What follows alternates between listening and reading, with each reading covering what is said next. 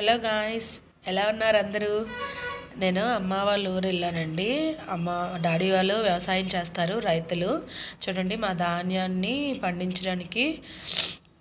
పండించారు మమ్మీ వాళ్ళు. అది నూర్చి మొక్కలు కొట్టి ఇలాగ ధాన్యం అవుతుంది. దాన్ని గాలి పోస్తారంట.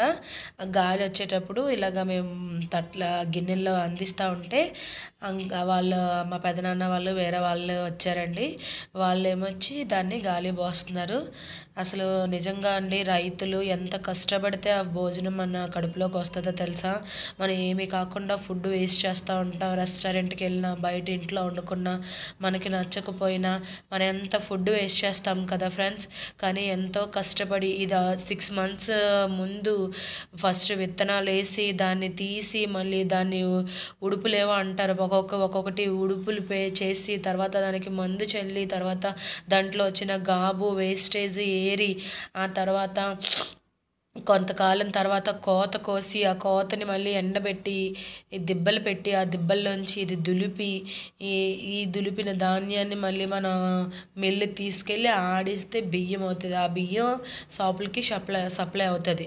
ఎంతో కష్టపడితే కానీ రైతుకి ఆ రకమైనటువంటి బియ్యం అనేవి మన చేతికి రావట్లేదండి. వాళ్ళు ఎంతో కష్టపడితే ఇంతవరకు ఎంతో మనం వేస్ట్ చేసి ఉంటాము.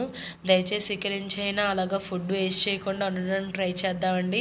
మా తమ్ముడు చూసారు, ఎంఎస్సి చేశాడండి. కానీ వాడు కూడా పాపం రైతు బిడ్డగా పుట్టినందుకు ఈ 2 days కొంచెం రైతు బిడ్డగా పనిచేశాడు. మాకైతే ఎప్పుడు అసలు ఎక్స్పీరియన్స్ లేదండి.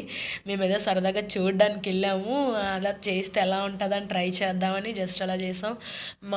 మేము పల్లెటూరులో పుట్టామనే కానీ మా మమ్మీ డాడీ అసలు ఎప్పుడు మమ్మల్ని ఇలాగ పొలం పనికి తీసుకెళ్ళడం, మాకు నేర్పించడం చేయలేదండి. ఎందుకంటే హాస్టల్లో చదువుకోవడం, మీరు చేయలేరమ్మా, మీకు తెలియదమ్మా అనేసి ఎప్పుడూ మాకు అది అలవాటు చేయలేదు.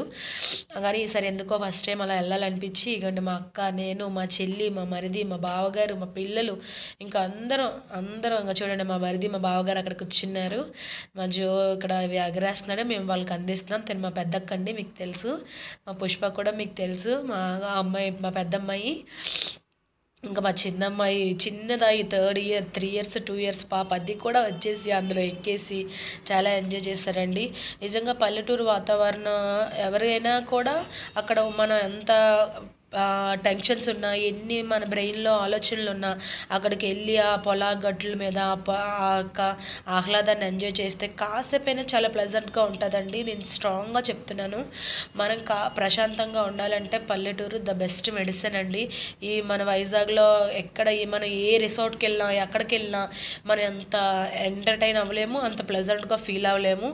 నిజంగా మా అమ్మ డాడీ మాకు చాలా లక్కీ అండి. మా కోసం ఈ ఏజ్లో కూడా ఎంతో కష్టపడుతున్నారు. నిజంగా చెప్పాలి అంటే దీంట్లో మాకు రాబడి అంటూ ఏముండదండి. వీళ్ళకే కాదు, ఏ రైతు కూడా వాళ్ళకి పెట్టిన పెట్టుబడికి తగిన రాబడి అయితే రావట్లేదండి. వర్షాలని, తుఫాన్లని ఎంతో పంట నష్టపోతారండి. మా డాడీ ఇప్పుడు దీనికి 60,000 70,000 ఇన్వెస్ట్ చేశారండి స్టార్ట్ నుంచి ఇప్పటి వరకు. కానీ ఈ ధాన్యం అమ్మితే అసలు అంత అమౌంటే రాదు. కానీ ఏమన్నారు తెలుసా, అలా ప్రతి రైతు అనుకుంటే ఇంకా బియ్యం ఎలా వస్తాయమ్మా, కొనుక్కోవడానికైనా దొరకాలి కదా, మనం తినడానికైనా పంట మనకు దొరకాలి అంటే కష్టపడి పండించుకుంటేనే మనం తినగలమమ్మ, మనకేం మిగలదు, మనం పెట్టిన పెట్టుబడి మనం తినడానికే సరిపోతుంది అన్నారండి. నిజంగా రైతులందరూ ఎంత బాగా ఆలోచిస్తారు కదా.